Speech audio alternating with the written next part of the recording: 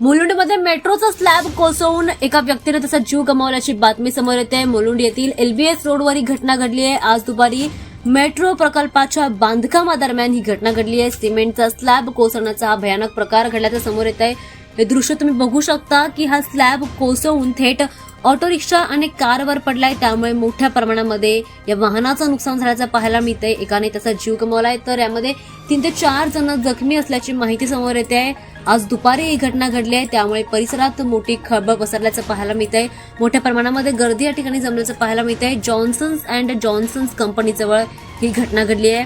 बांधकामादरम्यान मेट्रोच्या पिलरचा एक स्लॅब अचानक कोसळला आणि तुटून खाली पडला आणि रस्त्यावरून जात असलेल्या ऑटो रिक्षा आणि कारवर तो कोसळलाय। त्यामुळे या दुर्घटनेमध्ये ऑटोमध्ये असलेले 3 ते 4 प्रवासी जखमी झालेत आणि एक व्यक्ती त्याने स्वतःचा जीव गमावल्याची दुःखद घटना घडली आहे। घटनास्थळी लगेचच मुंबई अग्निशमन दल, स्थानिक पोलीस आणि मेट्रो प्राधिकरणाचे कर्मचारी लगेचच पोहोचले आणि बचाव कार्य सुरू करण्यात आलं। दरम्यान जखमींना प्राथमिक उपचारानंतर आता जवळच्या रुग्णालयात दाखल करण्यात आले। उपचारासाठी ते रुग्णालयात त्यांचे उपचार सुरू देखील आहेत।